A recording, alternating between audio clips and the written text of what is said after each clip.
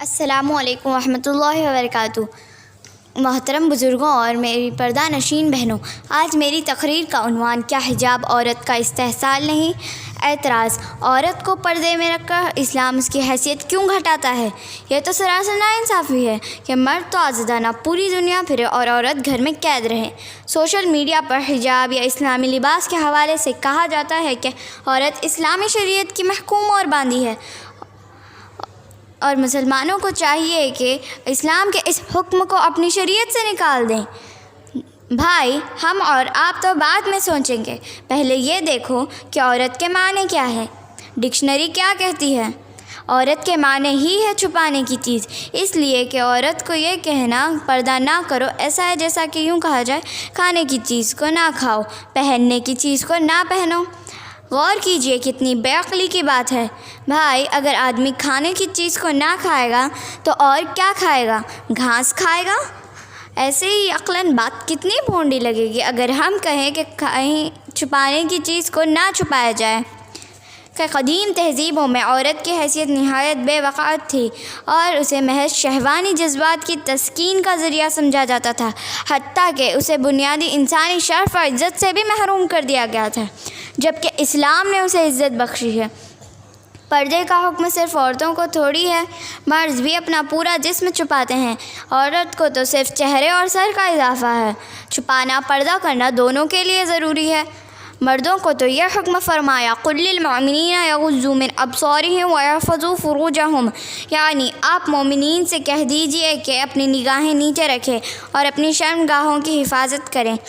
اور عورتوں کے لیے یہ بھی حکم فرمایا وَلَا يُبْدِينَ زِينَتَهُنَّ، یعنی بناؤ سنگھار کا موقع ظاہر نہ کریں، اور ظاہر ہے کہ بناؤ سنگھار کا موقع وہ ہے جو اکثر کھلا رہتا ہے۔ اگر اس کا اظہار بھی غیروں کے سامنے ہو جائز نہیں تو باقی تمام بدن کیسے جائز ہوگا؟ جب بوڑھی عورتوں کو یہ حکم فرمایا تو لڑکیوں اور جوان عورتوں کو کیسے اجازت ہوگی کہ وہ بے پردہ جائے؟ خود حضور صلی اللہ علیہ وسلم ازواج سے پردہ کراتے تھے۔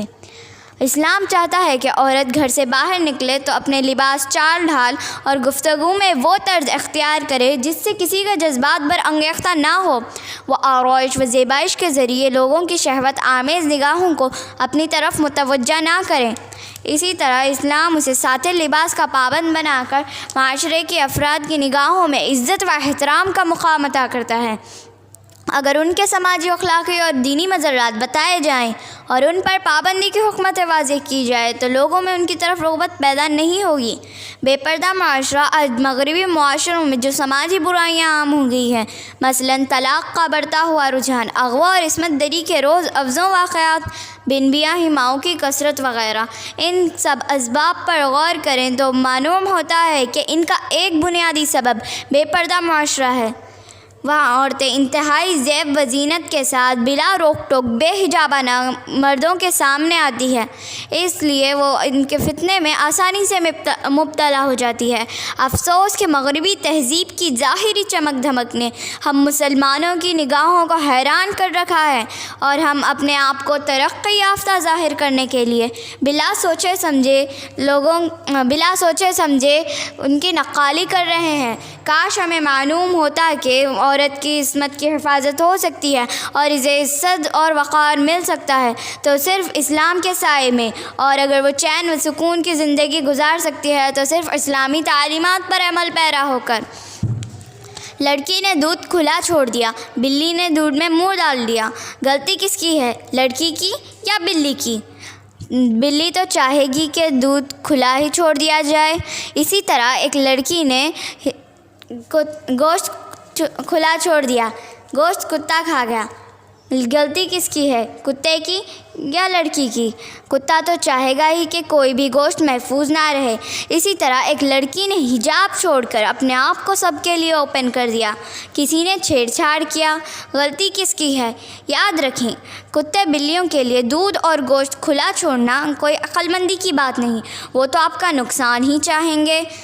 دنیا کا دستور ہے کہ ہر معزز اور قابل احترام چیز کو محجوب و مستور رکھا جاتا ہے۔ سونا ایک قیمتی دھات ہے، پہلے اسے ایک باکس میں محفوظ رکھا جاتا ہے، پھر اس باکس کو لاکر یا بریف لاکر میں رکھ دیا جاتا ہے۔ دنیا کا سب سے مقدس ترین گھر کعبۃ اللہ ہے، وہ ہمیشہ حجاب میں چھپا ہوا ہے۔ دنیا کا معزز ترین اور قابل احترام کتاب قرآن پاک ہے، جس کو ہمیشہ جوزدان میں رکھا جاتا ہے۔ اسی طرح ایک خاتون بھی اسلامی روح سے نہایت ہی قابل احترام، قابل تکریم ہے۔ اس لیے ایک حجاب صرف ایک اسلامی ریکوائرمنٹ نہیں ہے بلکہ انٹلیجیکٹو ریکوائرمنٹ بھی ہے۔ ایک معصوم لڑکی نے اپنے والد سے سوال کیا، ابا جان، اسلام عورت کو پردے کا حکم کیوں دیتا ہے؟ والد کے ہاتھ میں 2 چاکلیٹ تھے، ایک کور میں پیک تھا اور دوسرا کھلا ہوا تھا۔ والد نے دونوں چاکلیٹ زمین پر پھینک دیے اور کہا، بیٹی چاکلیٹ اٹھا کر کھا لو۔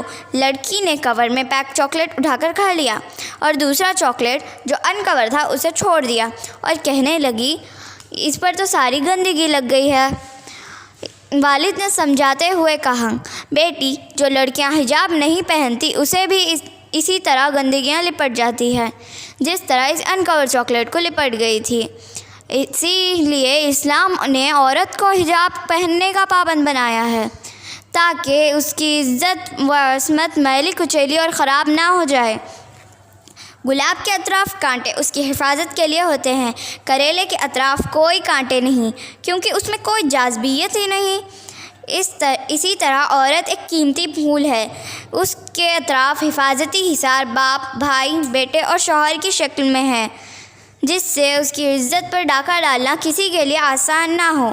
اللہ نے پاکیزہ عورتوں کو محسنات کہا ہے، یعنی قلعے میں محفوظ۔